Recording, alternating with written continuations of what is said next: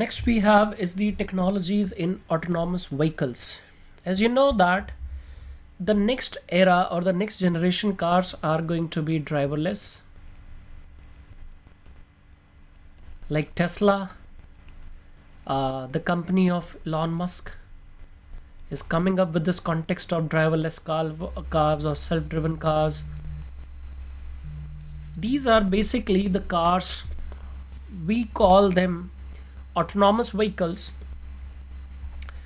They are generally refers to self-driving vehicles or transport systems that move without the intervention of human driver. This is an innovation going to the next generation, next future, and the future is going to be absolutely automatic and automated. And let's see what scores of changes it is going to bring over the generation which is presently going to the future or to the future generation perspective itself. The General Motors has announced its plans to introduce a personal autonomous vehicle by 2025. Tesla is already there, and many big companies are working on this innovation that might come up with their autonomous vehicles. At the heart of this technology are three sensors or three different mechanisms that are working. Number one is camera, number two is radar, and number three is LiDAR. The LiDAR is light detection and ranging. Light detection and ranging, all of which help the vehicle accurately perceive its surroundings. So let's take a quick look on what all functions do they perform. A camera system operates much like a human eye. It can discern colors, shapes, recognize traffic signages, lane markings, etc. Most cars have stereo cameras, that is two cameras separated by a short distance to cover many wide angles. This enables it to perceive depth like humans. It does not transmit any sensing signals and relies on ambient light that is reflected from object. Ambient light. So here simultaneously we talk about in countries like South Asia where the darkness prevails. The darkness, you call it after dawn, dusk,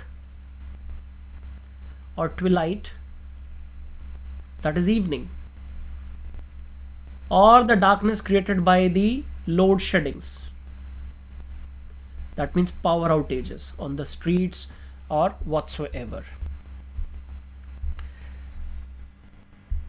So the absence of adequate ambient light at night limits its ability, as can other environmental conditions like fog and blinding sunlight will give.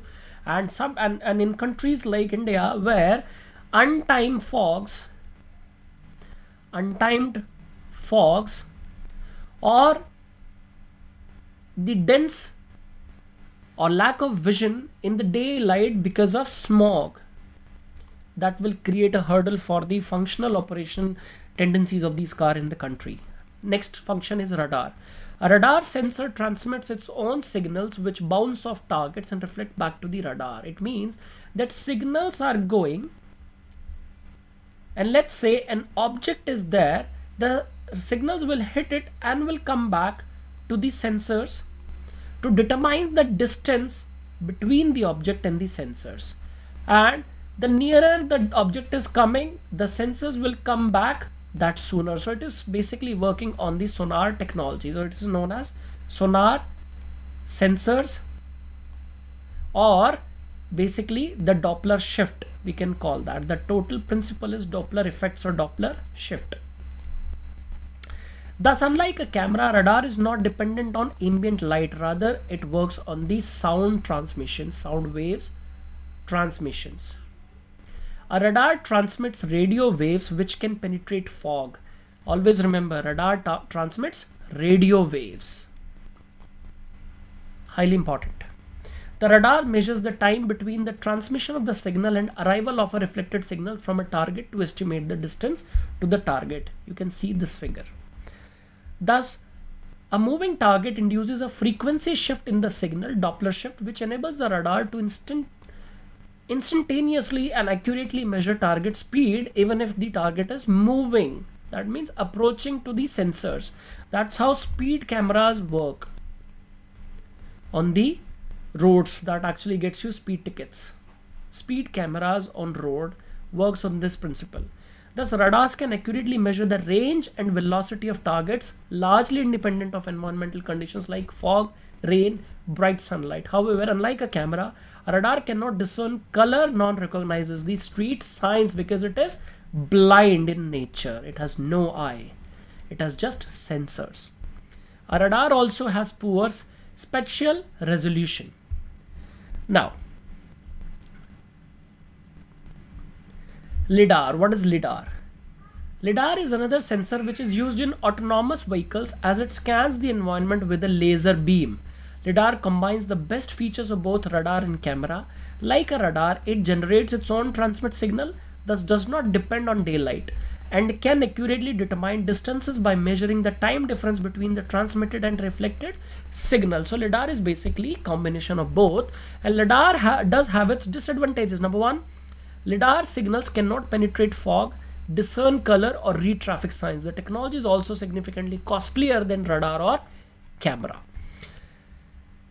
This is light detection and ranging is a remote sensing method that uses light in the form of pulsed laser to measure ranges and variable distance to the earth, hence used in different satellites in 3D and other dimensions. The main point of getting this is that this functionality, whether it is good for the countries like West states who are more developed, lesser population with good roads and streets, and there is a value of adherence to the traffic signals in the drivers and the pedestrians at the same time. But in countries like India, where the infrastructure is limited, roads are not that wide, and the volume of traffic and transport equipments like scooter, car, sometimes jugaad, all that is plying on the road heavily, and where people lacks the basic common sense of or values to the adherence of respecting traffic rules, signages and whatsoever, and where majority of the people are also driving on the road without any licenses, or either their licenses suspended.